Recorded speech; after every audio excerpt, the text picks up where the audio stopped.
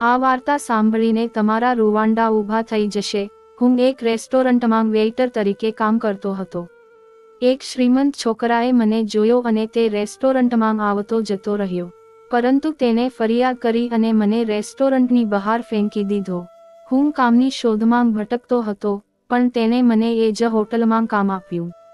પરંતુ હું રાત્રે રૂમમાં સૂતો હતો ત્યારે તે અંદર આવ્યો અને પછી મારી સાથે.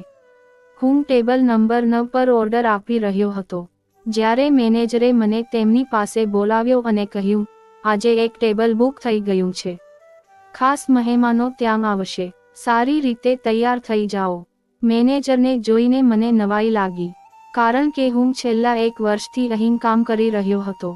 પણ અત્યાર સુધી મેનેજરે મને ક્યારેય તૈયાર થવા કહ્યું નથી. મેં કહ્યું, ઠીક છે, સાહેબ. મેનેજરે કહ્યું, મહેમાનો અડધા કલાકમાં આવવાના છે અને તમારે આજે તેમના ટેબલ પર પીરસવાનું છે. શું તમે તેને આજે સંભાળી શકશો? મેં કહ્યું, હા સર, હું મેનેજ કરી લઈશ. મારી પાસે કામ કરવાનો 1 વર્ષનો અનુભવ છે. મેં અહીં તમામ પ્રકારના ગ્રાહકોનું સંચાલન કર્યું છે. હું આ રેસ્ટોરન્ટમાં 1 વર્ષથી કામ કરું છું અને હું એક વિદ્યાર્થી પણ હતો. હું યુનિવર્સિટીમાં ભણતો હતો અને હું યુનિવર્સિટીની હોસ્ટેલમાં રહેતો હતો અને હું અહીં કામ કરતો હતો. મારી આવક એટલી વધારે છે કે હું મારી ગરીબ માતાને તે ચૂકવી શકું તેમ નથી. તે ગામમાં રહે છે અને હું શહેરમાં રહું છું. હું છેલ્લા 1 વર્ષથી તેનાથી દૂર હતો. 1 વર્ષ સુધી મને મારી માતા પાસે જવાનો મોકો મળ્યો ન હતો કારણ કે હું આ કામમાં જરાય આરામદાયક નહોતો. શનિવાર અને રવિવારે યુનિવર્સિટીઓ બંધ રહે છે. તેથી હું આખો દિવસ આ રેસ્ટોરન્ટમાં જ રહ્યો હતો. આ રેસ્ટોરન્ટની ખાસ વાત એ છે કે તે શહેરની થોડી બહાર છે. અને જે ગ્રાહકો અહીં આવે છે, તેઓ ખૂબ જ ચા આપે છે. પરંતુ ખરાબ બાબત એ છે કે કેટલીકવાર ગ્રાહકો અમને ગંદી નજરે જુએ છે. ક્યારેક તે આપણને સ્પર્શ પણ કરે છે. અને આપણે સ્મિત સાથે દરેક વસ્તુનો સામનો કરવો પડશે. જ્યારે છોકરાઓ એક ટીમ તરીકે અહીં આવે છે, ત્યારે પરિસ્થિતિ વધુ ખરાબ થઈ જાય છે. હું રેસ્ટોરન્ટના બાથરૂમમાં ગયો અને મારો મેકઅપ ઠીક કરવા લાગ્યો.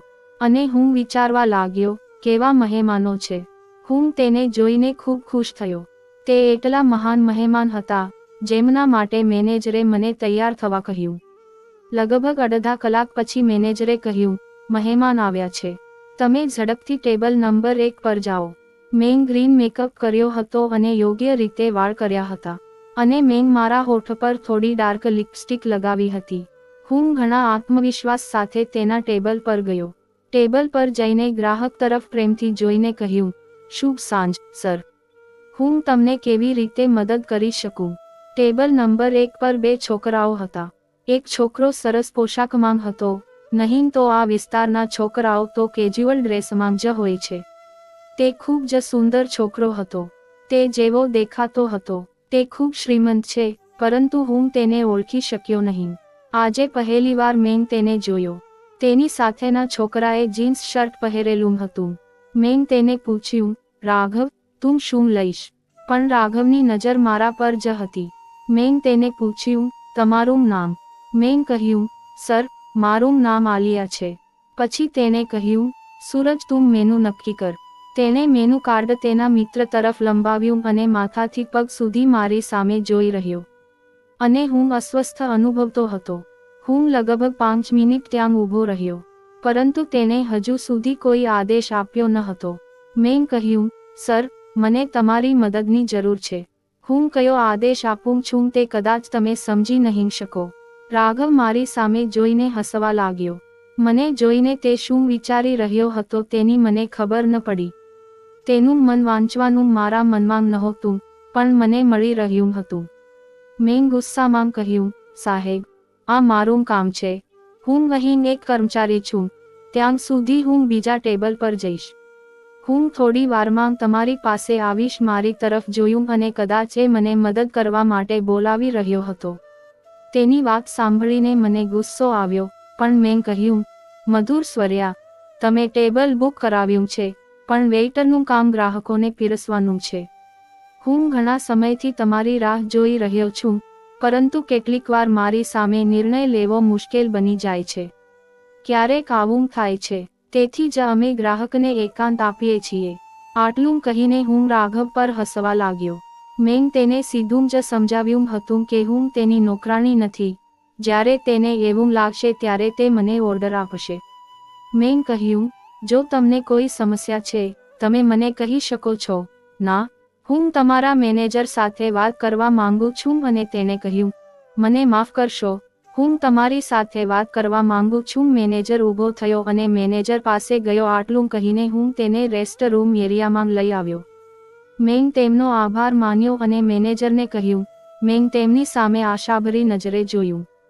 પછી મેં તેના ચહેરા પર સ્મિત જોયું. મેં તેને કહ્યું, તમે ખૂબ જ સુંદર છો. પછી તે હસવા લાગ્યો. ડરના કારણે મારી હાલત ખરાબ હતી. તે પોતાની સીટ પર બેસી ગયો. તે નર્વસ હતો. તે તેના ટેબલ પર ઊભો થયો. પછી તેના મિત્ર સૂરજે મને ડ્રિંકનો ઓર્ડર આપ્યો. પછી મેં ઊંડો શ્વાસ લીધો. હું ઝડપથી બારમાં ગયો અને તેના માટે તેના મનપસંદ પીણાની વ્યવસ્થા કરવા લાગ્યો. થોડી વાર પછી તે મારી પાસે આવ્યો. તે ખૂબ જ ખુશ હતો. તે ખૂબ જ ખુશ હતો. તે ખૂબ જ ખુશ હતો. અને તેના મનપસંદ પીણાની વ્યવસ્થા કરી. થોડી વાર પછી તે મારી પાસે આવ્યો. તેણે મને થોડો નાસ્તો લાવવા પણ કહ્યું. હું તે બધાને લાવ્યો.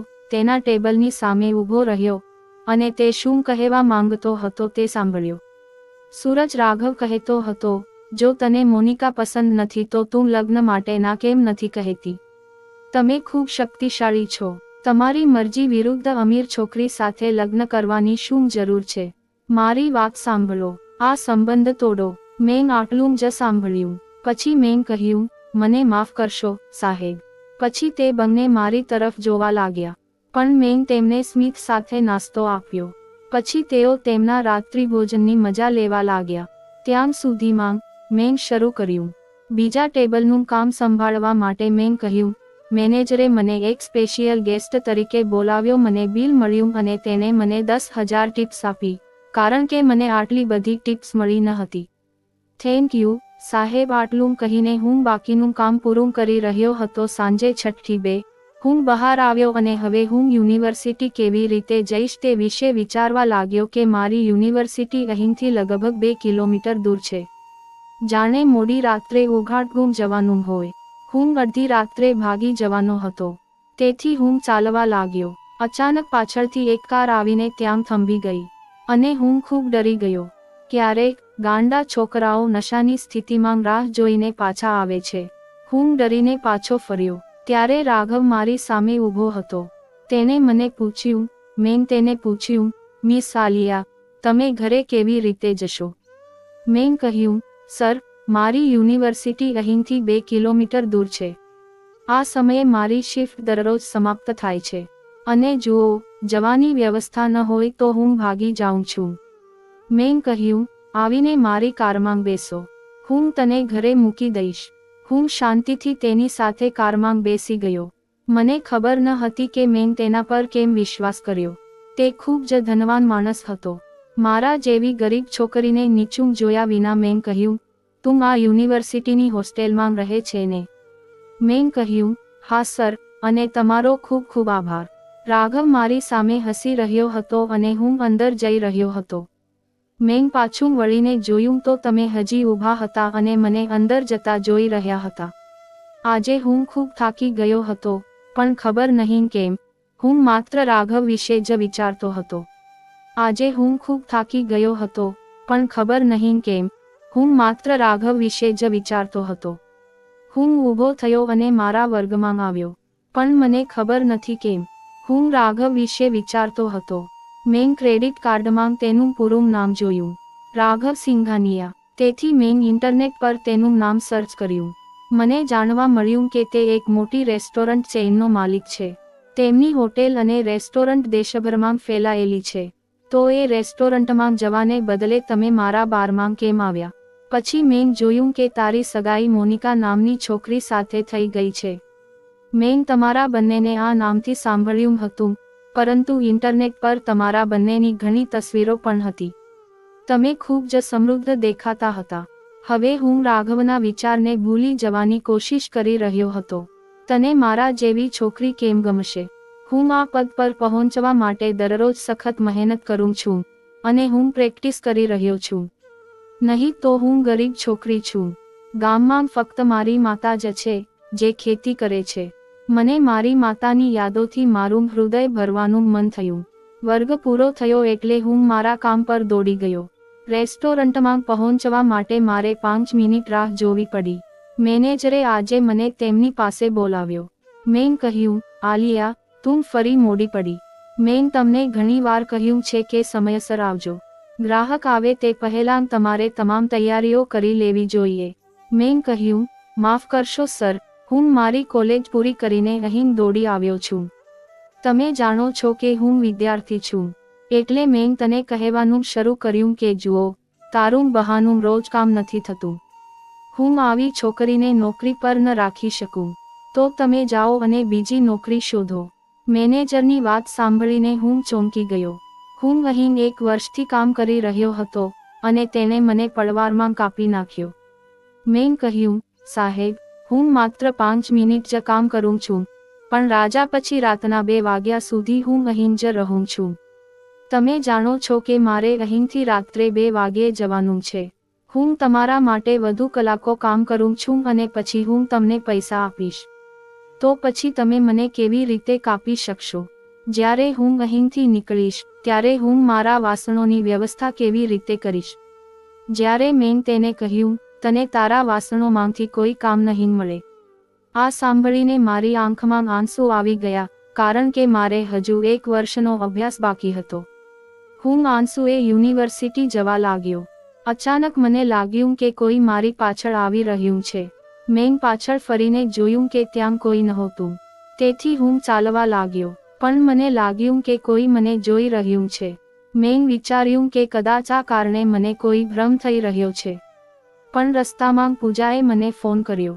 તેથી હું રડવા લાગ્યો. મેં કહેવાનું શરૂ કર્યું, મેં આ રેસ્ટોરન્ટમાં 1 વર્ષ સુધી કામ કર્યું અને તે જ સમયે તેઓએ મને કાઢી મૂક્યો. તો પૂજા કહેવા લાગી, આલિયા, મને લાગે છે કે આ કંઈક બીજું છે. કારણ કે મેનેજરનો ફોન આવ્યો હતો અને ત્યારે જ તેણે તમને નોકરીમાંથી કાઢી મૂકવાનો નિર્ણય લીધો હતો. તેણે જે કહ્યું તે સાંભળીને હું ચોંકી ગયો. તે કોણ છે તે જોઈને મને આશ્ચર્ય થયું, કારણ કે મેનેજરે મને કાઢી મૂક્યો હતો. હું મારી હોસ્ટેલમાં પાછો આવ્યો અને ખૂબ જ ચિંતિત હતો કે મારે ફરીથી મારી નોકરી ગુમાવવી પડશે અથવા હું ખર્ચ ચૂકવી શકીશ નહીં. હું તેના વિશે વિચારી રહ્યો હતો જ્યારે અચાનક મારા મોબાઈલ પર કોઈએ મને ફોન કર્યો. મેં ફોન રિસીવ કર્યો અને સામેની વ્યક્તિ કહેવા લાગી, હું સૂરજ બોલું છું. હું ગઈકાલે તમારી રેસ્ટોરન્ટમાં આવ્યો હતો. મેં કહ્યું, સાહેબ, મને માફ કરો, પણ હું આજે રેસ્ટોરન્ટમાં નથી. હું આજે તમને મદદ કરી શકતો નથી. મેં મારી નોકરી ગુમાવી. મેં તેને કહ્યું, પણ તમે બહુ સારું કામ કરી રહ્યા છો. મેં કહ્યું, સાહેબ, કદાચ કોઈએ મારા વિશે ફરિયાદ કરી છે અને તેથી જ હું મારી નોકરી ગુમાવી રહ્યો છું. તેને કહ્યું, ચિંતા કરશો નહીં. હું રાઘવ સાથે વાત કરીને જોઈ લઈશ. કદાચ તમને તેની હોટલમાં થોડું કામ મળશે.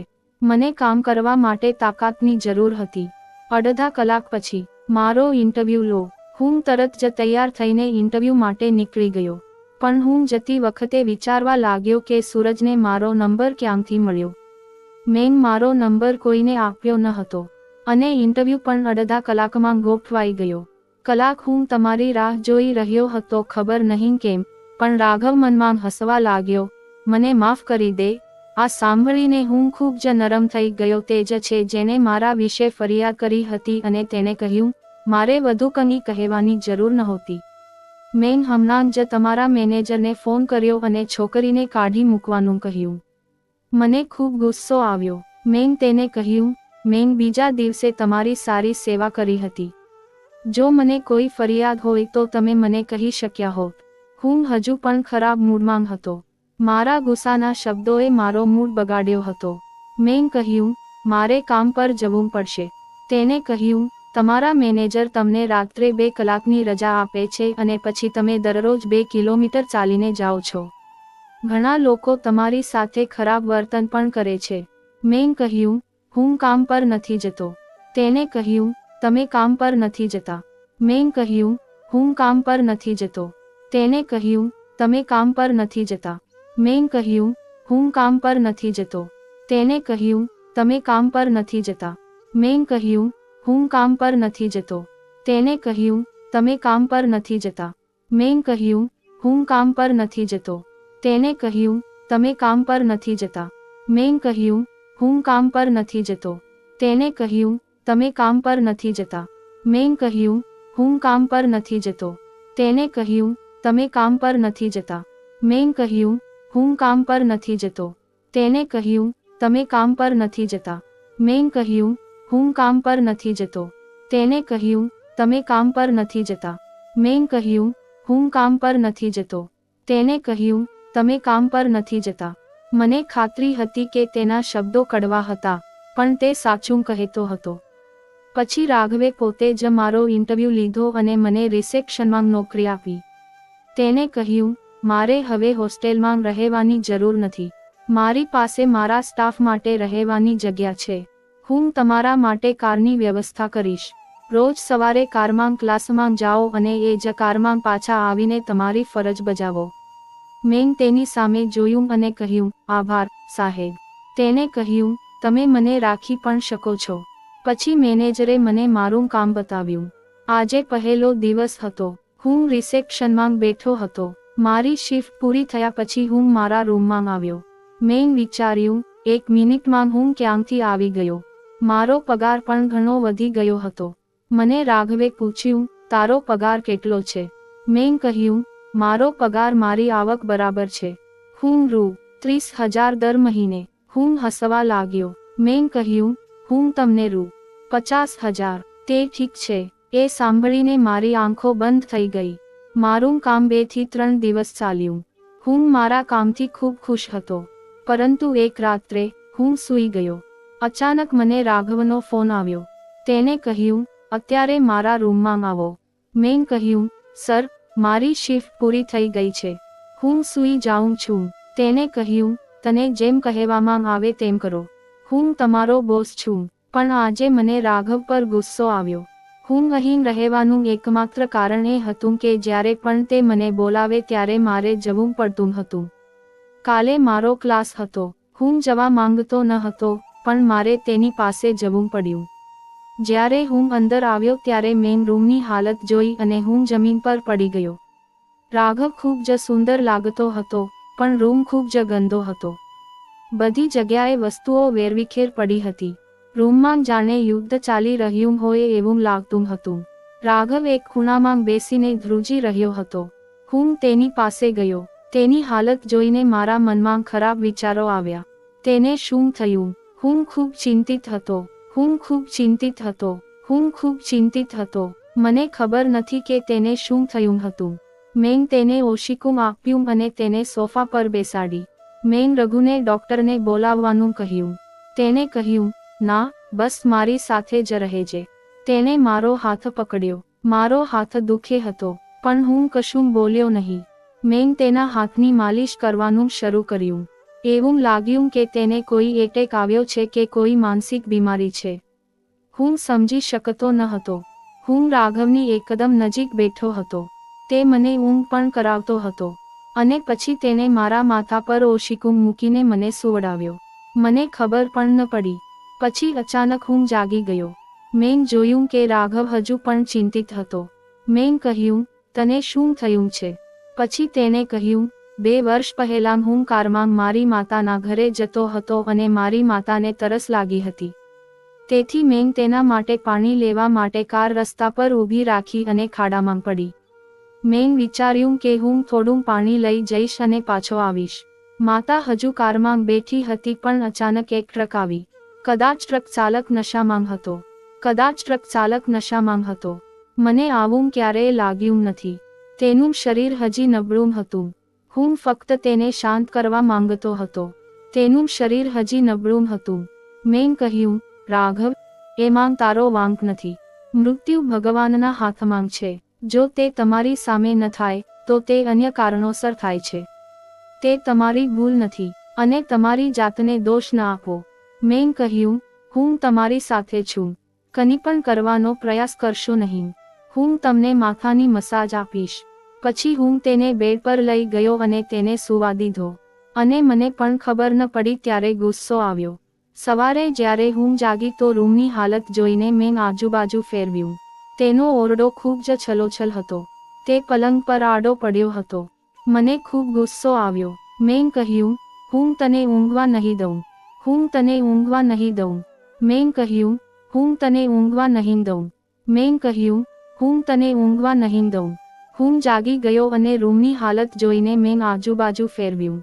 ઓરડો ખૂબ જ ટીપટોપ હતો. રાત્રે અહીં કોઈ હંગામો થયો હોય એવું લાગતું ન હતું. હું મારા પથારીમાંથી ઊભો થયો. મારે યુનિવર્સિટીમાં જવાનું હતું. હું મારા રૂમમાં દાખલ થયો કે તરત જ હોટેલના મેનેજરે મને બોલાવ્યો. તેને કહ્યું, તમે આજે રિસેપ્શનનું ધ્યાન રાખજો. મેં કહ્યું, મારે યુનિવર્સિટી જવું છે. તેને કહ્યું, જે છોકરી રિસેપ્શન સંભાળી રહી હતી તે ખૂબ જ બીમાર છે. તે રિસેપ્શન ખાલી રાખી શકતી નથી. તમે તેને આજે એડજસ્ટ કરી શકો છો.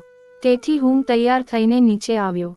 જ્યારે મેં રાઘવને જોયો, તેણે મને અવગણ્યો અને તેની કેબિનમાં ગયો. હું તેની પાસે ગયો અને મેં કહ્યું, સાહેબ, આવો, હું તમારી સાથે વાત કરવા માંગુ છું. તમે મને ખૂબ મદદ કરી હતી તેથી હું તમને એક નવું કામ આપવા જઈ રહ્યો છું. તે પછી હું ખૂબ જ આશ્ચર્યચકિત થઈ ગયો. રાઘવને જોઈને પૂછ્યું કે, મારી પત્નીનું કામ છે. આ હોટલ ચેઇનના માલિક, હવે તું મારી સાથે બધું ચલાવીશ. પછી તેણે દરવાજામાંથી એક ડબ્બો કાઢ્યો, જેમાં એક વીંટી હતી. તેણે તે વીંટી રાખી અને કહ્યું, આલિયા, હું તને પ્રેમ કરું છું. મને લાગ્યું કે તમે મારી સંભાળ રાખશો, કારણ કે હું તમારી સાથે ખુશ છું. મારી માતાના મૃત્યુ પછી હું મારા જીવનમાં તમારા કારણે થોડો ખુશ છું. મહેરબાની કરીને મને ના કહો. હું તમને જોવા લાગ્યો. મને પણ તારા માટે પ્રેમ હતો. તેથી મેં તમને ના કહ્યું નથી. હું જોઈ શકતો હતો કે મારા દિલની ઈચ્છા પૂરી થઈ રહી છે. મેં કહ્યું, રાઘવ, હું તને ખૂબ પ્રેમ કરું છું, પણ તારા દિલમાં શું હતું તે મને ખબર નથી. તેથી જ મેં કદી ચાલ નથી કરી. મિસિસ આલિયા રાઘવ સિંઘાનિયા, તારી નવી જિંદગી માટે તૈયાર થઈ જા. અને હું પણ હસવા લાગ્યો. મિત્રો, આવી જ સ્ટોરી જોવા માટે આપની ચેનલને સબસ્ક્રાઇબ અને લાઇક જરૂર કરજો. ધન્યવાદ મિત્ર.